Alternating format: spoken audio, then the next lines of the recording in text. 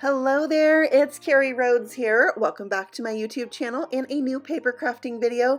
Today I'm sharing with you 10 techniques with a 3D embossing folder. This is a peek at each of the 10 techniques I'm going to show you today that is made possible with a 3D embossing folder because it gives you so much texture to play with, and I just went to town and had so much fun playing with different ideas for 3D embossing folders, and I can't wait to share them with you. This is the embossing folder I'm using today. It is from Spellbinders and it's the Holiday Floral Swag embossing folder. It is 9x6, which allows you to create so many different sized cards. Let's see what it looks like embossed on a piece of cardstock. I am spritzing this with water, and that is really helpful with 3D embossing folders because this folder is really stretching the paper really far. A little spritz of water helps it not to crack when doing that. Now, when using an embossing folder that's 3D, you might need a different setup than your regular embossing folders. I'm using the Universal Platform System from Spellbinders, and that requires just the universal plate system, and then I put the base down, A, and then cover it with the adapter plate, D. And the instructions for that are right on that platform, and I really appreciate that.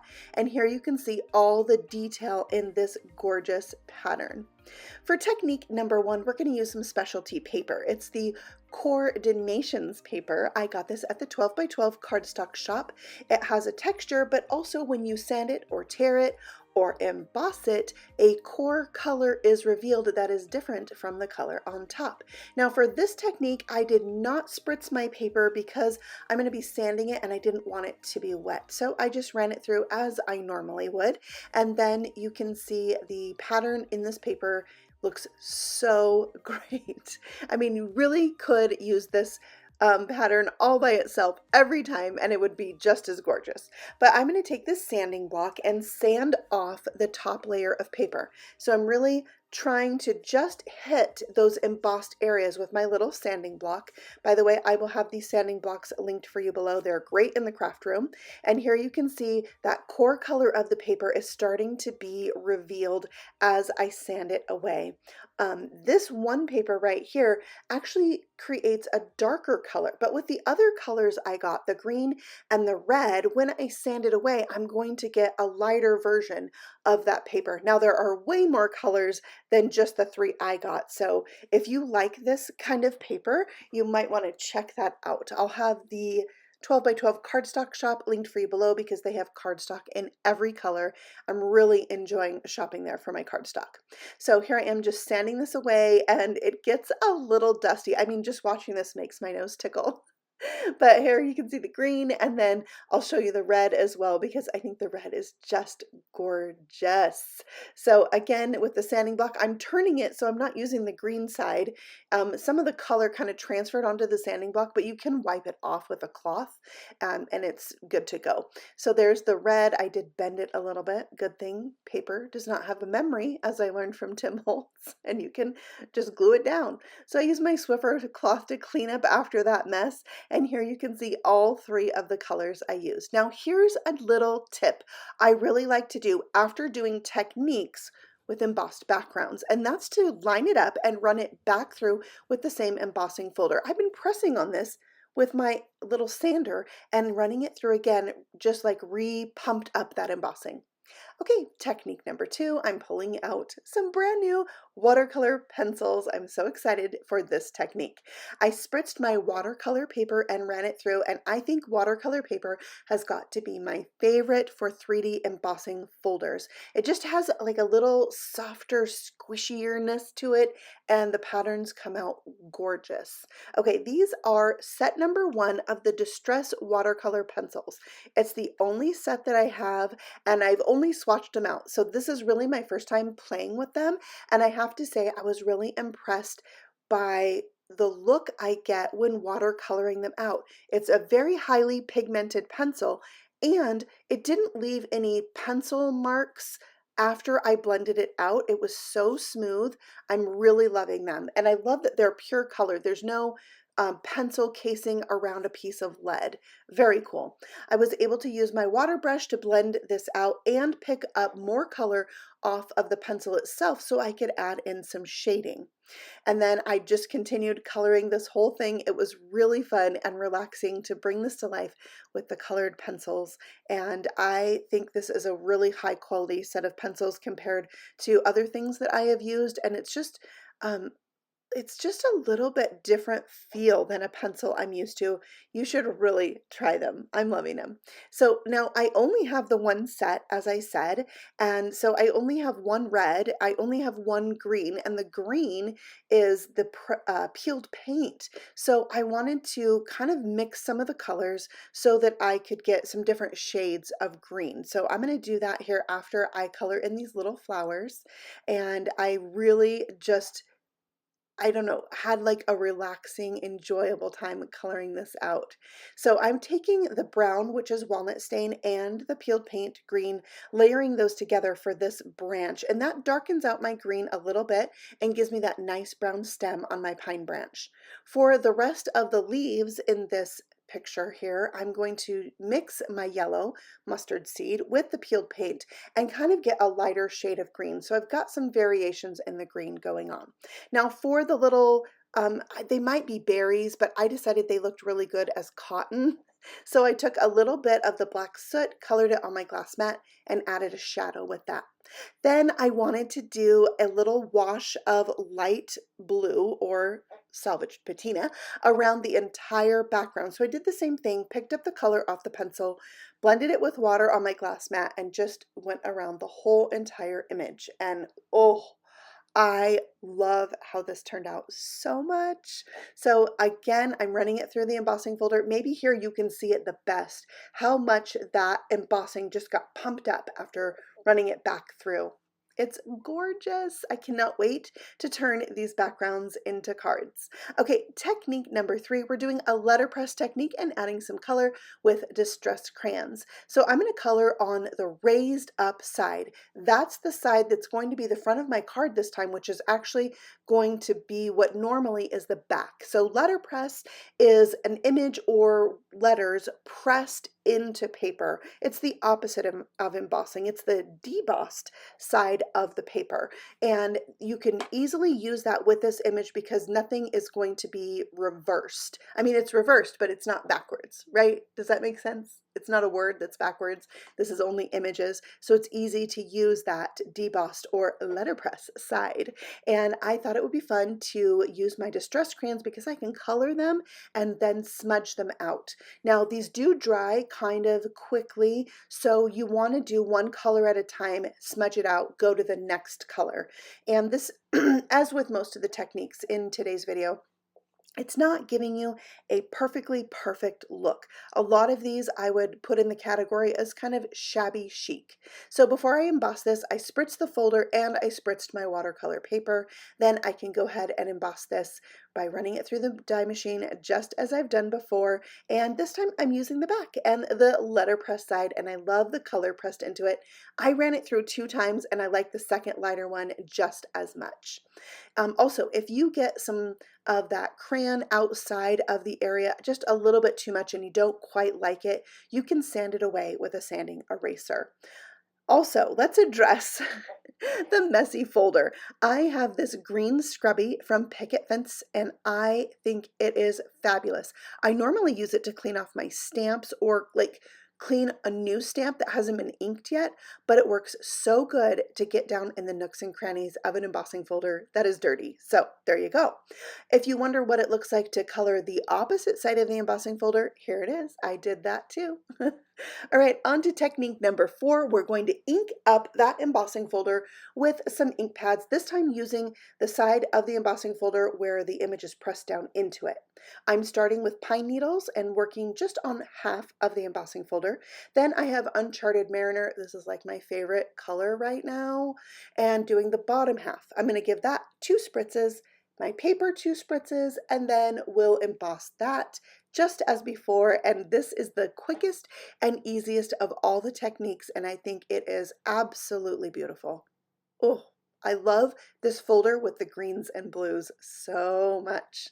So very pretty.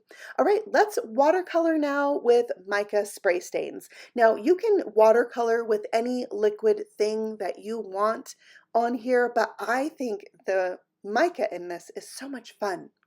I'm starting with the Cocktail Party. It's such a fun name, and a bright pink. And I just spritzed a little on my mat and did those berries. Then I brought in Holly Branch, and of course I'm going to watercolor the holly with this color.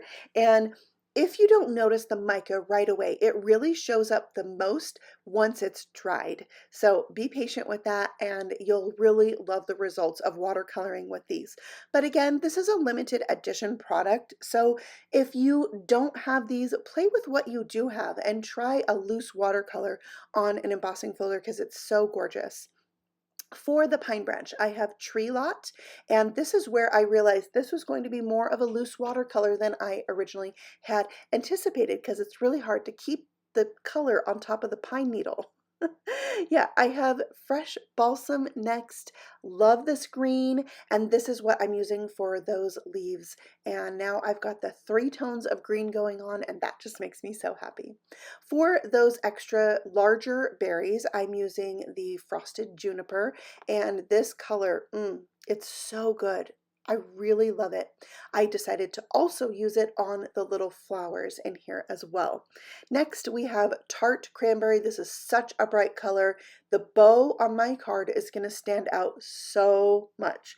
And for some reason, this got really loose. And so here's where I'm deciding I'm going to have to play and work with that really loose look. So once I get this bow entirely painted, I'm bringing in my distress sprayer with water and just spritzing this and really letting that color kind of wick out. I like this look.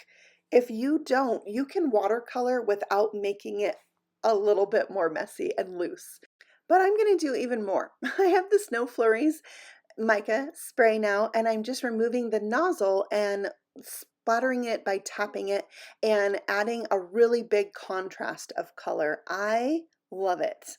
I also brought in the Frosted Juniper again and added that as a splatter as well. This kind of reminds me of the look of plaster, like painted plaster. I know there's a technique name for that. Yeah, it's not coming to me, but wow, I had so much fun with these mica sprays. Even so much so that I decided to add more, but this is just going to be a dot in the center of each of those blue flowers. Now it does spread out quite a bit, so I did tap some of it off or pick some of it up with my paper towel, and I really like the loose watercolor look here. But I'm going to step it up a notch by running it back through the embossing folder. I did let this dry even overnight because I find mica can still transfer long after you think it's dry. So this worked out really well. When you line it up in the embossing folder, there'll come a point where it kind of locks into place, and so it's quite easy to line up, easier than you might think. So there's the finished watercolored background. Next, let's do direct to paper with Distress Oxide pads. I like to use the Oxide pads here because they are like a firm foam, and so you can easily just glide that across the top of your paper. I am going to use Rustic Wilderness and Salvaged Patina. So here you can see I'm kind of doing a circular motion with a light hand, keeping it on top of the paper as much as possible. And then I'm going to keep the colors separated for now. But as I got to playing with this, I added more of each color at the top and bottom. So I am spritzing this with water. You could just be done before the spritzing and leave it like that, but you know I like the loose, messy watercolor look. I really wanted the paint, or the ink, I mean, to like wick out a little bit, spread out, and so I am kind of drying and spraying at the same time so I can spray directly in certain areas, and then I will have to dab some up, and here's where I decided let's put some green at the bottom and some blue at the top and really just mix this, and that's when it made me so happy. I loved the look just like this. So again, with the spraying and the drying and the dabbing, and of course you could splatter this as well, which is what I'm gonna do because I love the look of splatter. And I always think that more splatter, the better, because once you create a card with a background, so much of it gets covered up. So I tend to put a lot of splatter on things. So you do the splatter how you like or omit it, but if you haven't tried splatter, give it a go. It's quite fun. I even added some sparkle silk. It's just a nice shimmery splatter on there, and I thought it just added to the look because it's so creamy and chalky to have a little splatter on there. I let it dry and then re-embossed it, and it just made everything pop. It did leave a little bit of the sparkle silk in the embossing folder, which I didn't find out till later. I'll tell you about that one when we come to it. Okay, next is gilding. I don't know if you have played with gilding flakes before, but they're awesome. I'm going to add some two-way glue. So this works two ways, as it's called. So when you first put it on, the glue is wet. When the glue dries or sets, it's still tacky, which works really good for adding the gilding flakes. I can color this entire piece and then add my gilding flakes. So these are just flakes of gold. They really come in lots of colors. I have silver and I have rose gold as well, which I thought would be really fun on another background to mix all three together on one background. That would be awesome. But you're just gonna lay it down and spread it out and then rub it in with your finger. And that's gonna press it into that glue and cover up wherever the glue is. Now, doing a white background or this watercolor paper background, it was hard to see where the glue went. So I'm not going to get a perfectly perfect impression, but you might have picked up by now I'm okay with that. I like that shabby chic kind of look. If you wanted this to be perfectly perfect, starting out with a darker cardstock could help you be able to color a little bit better. But like I said, I think this is so gorgeous. Really, all you need to do with these backgrounds is add a sentiment and add it to a card base and you're done. And I just can't wait to turn these into cards. This one, it makes me so happy. I love that gold. All right, for technique number 8, we're going to rub some paste on. I have lunar paste. This is Tater Gator. It's a nice green, and I decided the best way or best paper to add this to would be a similar color. So when you rub this on, it's, you know, you're going to use your finger to kind of try to stay floating across the surface of the paper. But you know, I have this pudgy little finger. Some of it's going to get down in and around that embossed image. So I decided just to go with that, and it really creates a nice glow. I don't like this look as much if I do it on like white paper with the green. It looks just a little bit too messy, but here it's a nice, beautiful glow. It has such a great shimmer, and you could try this with any other paste that you might already have and get some really fun looks. So let's do some other colors. I have craft cardstock and I'm using Slippery When Wet. So this is supposed to be yellow, but it does have a gold-like property to it. However, Simon Hurley just came out with some metallics in his lunar pastes, and one of them is gold. So you could use that. I think it's going to be a gorgeous paste to have. So there we have it with the craft and Slippery When Wet. And then let's do Bee Sting on some red cardstock because yeah, this is so beautiful. So I just used a palette knife. I'm putting it down onto my glass mat so that I can kind of control how much I get on my finger. I kind of can tap that off and then not have too much and just spread it out, get more when I need it. And there you can see the red. These dry really fast and they do not transfer into the embossing folder when dry at all. So that made me really happy. And again, pump up that embossing by running it through. I love that. Here's all 3 of those backgrounds. So shiny, so shimmery. I really am impressed with this technique, and it's a very quick and easy one, and it only makes a tiny mess on your finger and usually not much on the glass mat at all. All right, technique number 9 has to be one of my favorite things to do. It's ink smooshing. I have some Distress Spray Stain in Uncharted Mariner that I'm starting with, spritzing that right on the glass mat, and then I will add some water. This is going to be a rinse and repeat. So dabbing it, spraying it, heating it up and dabbing it with a paper towel. And then you just repeat that to add layers. So if I was to add another color, when this was wet, the colors would blend. But if I dry it and add more color, then the colors are going to layer. So it's just really, this is so much fun to me. And I do this a lot, but the reason why I like it on top of an embossed image versus just doing an inked background and then embossing it is because the ink is not going to get down in and around all of the embossing. It's going to leave some white area. Now, some of it does get down in there because I'm spritzing it with water and getting it really nice and loose, but the white areas are still there. And I think that is so fun to play with. Plus, you can kind of control where you want the colors to go. I had so much excess paint. I brought in a scrap of watercolor paper so I didn't waste it and picked that up before adding some tree lots. So I used the mint color, the bauble color, and this is tree lot of the Distress Mica Spray stains. And again, you could do this with any sprays that you might have. You can even do ink smooshing with ink pads. It doesn't have to be with the exact product I'm using, but the idea is there for you to use with the products you already own. So again, I am spritzing with water, spraying, drying, dabbing, and now splattering because I like the little droplets of water in the midst of all that smushed ink. So I can also dab those up and lighten them up just a little bit, and it is a stunning background. And again, the mica is going to show up even more when this is dried. So there you go. There's the finished look. Ooh, I love this one with the blue and green again.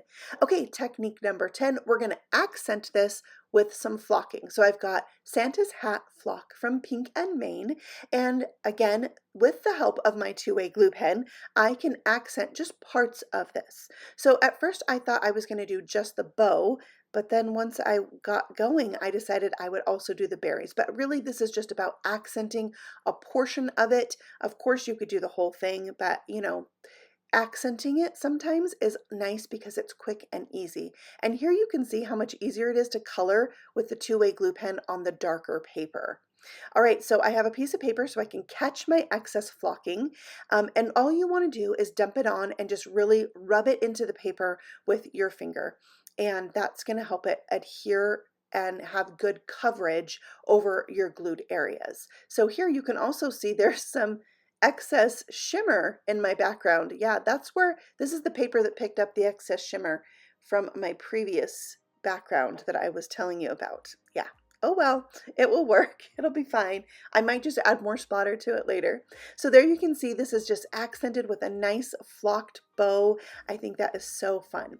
Now let's take a look back at all of these techniques so you can see them one more time. I would love to know if you have a favorite or maybe there's one here that you would try. And I just encourage you to play with the embossing folders you already have, even if they're not 3D, and try some of these techniques because it is so much fun.